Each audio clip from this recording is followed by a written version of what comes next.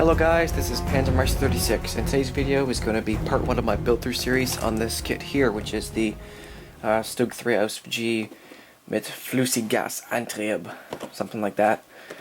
Basically this is a normal StuG III Ausf.G early, but not really, because it has grenade launchers, spare track mount, spare wheel mount, late mantlet with the coax MG, which is quite rare. It's also got the stat gas, which is what this is. It means liquefied petroleum gas system. So it's got that instead of normal gasoline power, and also the chassis is not technically a StuG chassis, it's a Panzer III Ausf.M chassis, which is slightly different.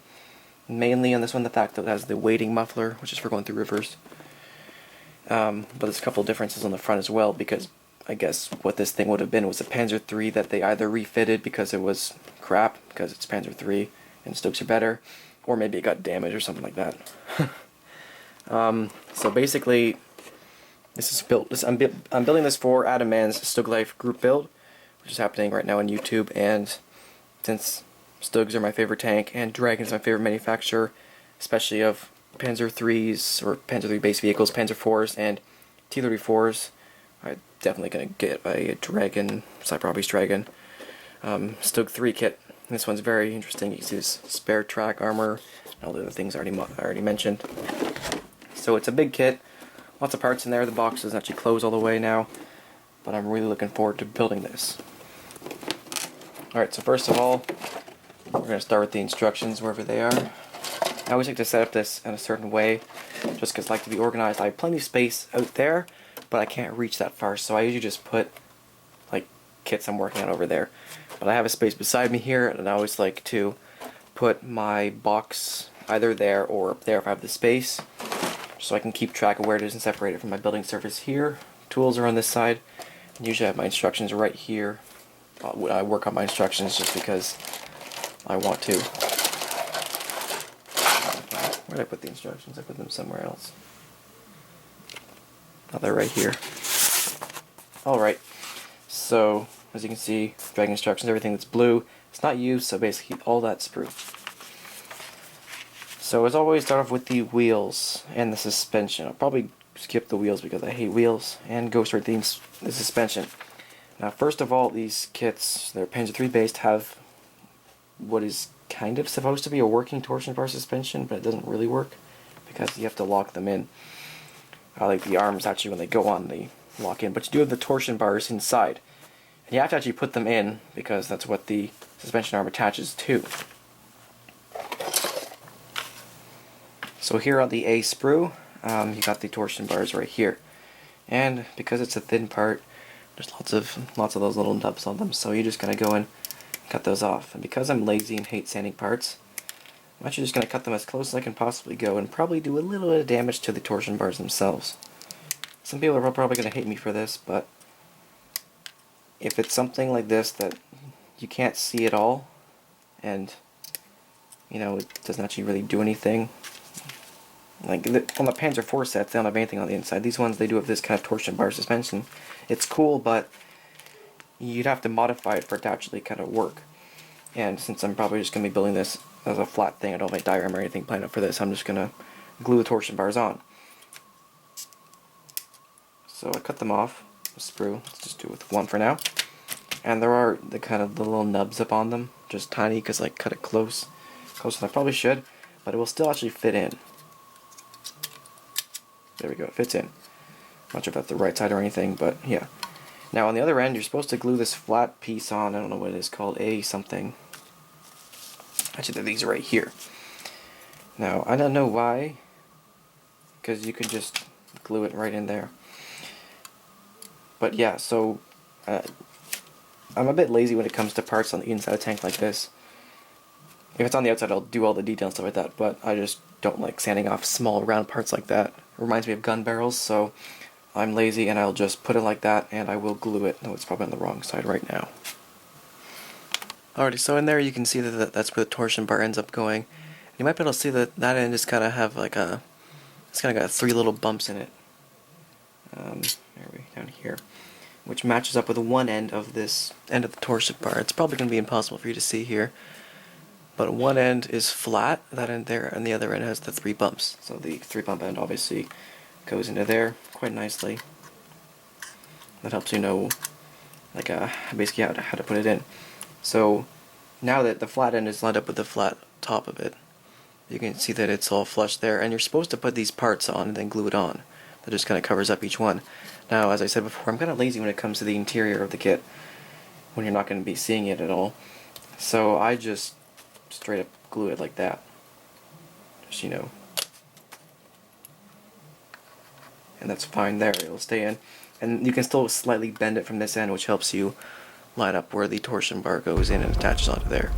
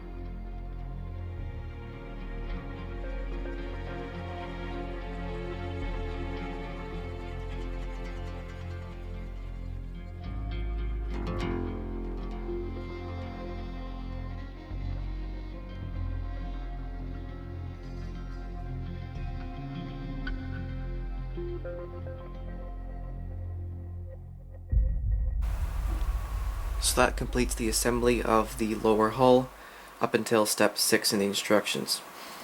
As you can see here, it builds up quite nicely. There were only a couple issues with it actually, such as the fender rail, sorry not fender, the spare track rail in the front right there.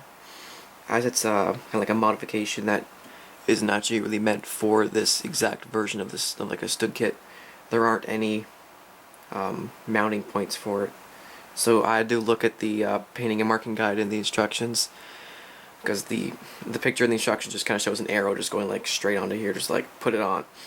So I have to go look at the painting American guide, and it shows a head-on view, and you can kind of see that it mounts, the top of the brackets is just below where that little shackle mount is there. Sorry, my lighting's bad because one of my lights is burned out, but maybe you can see how I've mounted it there. The wheels just keep falling off, sorry. Get rid of those. The suspension, the wheels and everything, it's all fine except for my little beef with the suspension arms and the inside there. I just think they're a little useless, but that's just me. Now for the rear here, the weighting muffler is a little difficult to get lined up actually. And also a couple of the parts, the two parts for this little kind of like birdcage almost like thing there. In the instructions they are labeled 9 and 10, and they should be 10 and 9. But it's obvious that they're in there because otherwise they wouldn't go together properly. Yeah, so as I said, it's a little hard to get lined up. If you look at it, it's not exactly straight. It's leaning a little back. I'm not sure if that's supposed to happen, but then these like pipes here are a little kind of stretched. It's all just a little fiddly there. And also on the back here, you do have to do a bit of modifications because since this is the weighting muffler, instead of a grill that goes on there, instead you have this plate here with these two panels right there, and then the ability to mount the two pipes in there. So you had to do a bit of modifications and slice off these little elevated pegs all along there that are supposed to remain only if you are putting on the grill if you're doing a non-weighting muffler version, so your standard StuG. But also I noticed that the instructions tell you not to put on the two panels there. There's two just little doors that come on there, and that's to make it watertight obviously. I'm not sure why they don't tell you to put them on. They don't show you how to put them on, and also at the beginning they're blued out on the instruction sheet as a part not in use. I'm not sure what that's about. I guess it's just what the vehicle is. I don't know. The only photo I could find of this vehicle showed it from the front, so you couldn't even tell if there was actually a weighting muffler on there. But of course, it was a Panzer III chassis, and some of those were weighting muffler versions, of course. So I guess Dragon has maybe guessed about that bit. I'm not sure, but I have no evidence that there were panels there or were not panels there. So I'm just going to leave it like this. I'm going to trust Dragon instructions. I don't know why I'm going to, but yeah. So what we're going to do now is we're going to start on the upper hull, well at least the front and the back. Then we'll do the fenders and the upper and the actual like superstructure in the next video. And I've already done a little bit of work on it here. This is the front bit that just goes right on here, if it will stay on properly. And there are once again two spare track mounts that go on right here and here, and once again there are no locating marks for them, so I'm going to have to guess where they go just looking at this little diagram they give you in the instructions.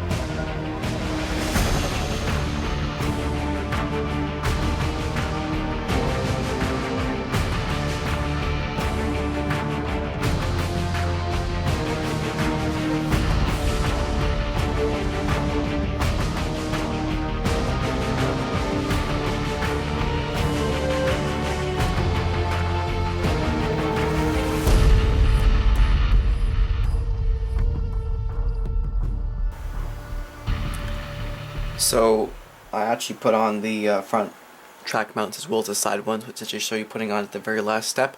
But I just thought I'd throw them on now just because I'm already putting on the rest of it, and I don't want it to be in the way when or the tracks to be in the way when I put them on later or something like that, you know. It's a bit hard to put them on, as I said, because there's no locating mounts for them actually. You just kind of have to guess. They give you a diagram with some measurements, but it's kind of hard to measure with all these wheels and stuff on now. So I just kind of looked at the diagram and kind of lined it up, because you can kind of tell looking at these the little round detail on the center of the shock absorber there. You can probably see it's about lined up with that, a little lower, as you can tell where it is vertically. Kind of using the return rollers as a guide to where it goes. Yeah, ones in the front here aren't that bad. They're a lot easier to line up because, you know, there's so much smaller area, and they kind of, you have some, at least they're basically centered on, lined up with that thing there, the no-tech light in the middle. But overall, so far, it's all turning out really nicely. I do like the track mounts and as well as the muffler there. This kit has a lot of cool, interesting things about it. Yeah, just the suspension, I think it's kind of pointless. I wish it was an option, but that's just me, of course. It's really cool if they have that in there. And yeah, only a couple errors. Well, actually, were there really any errors? I think it was only the really the locating issue with these track things. Also, the shorter one is actually, as you can probably see, it's harder to move the track than that one, which moves around because it's actually narrower, closer to the hull than that one. So I actually had to sand the tracks down a little bit to get them to wedge in there.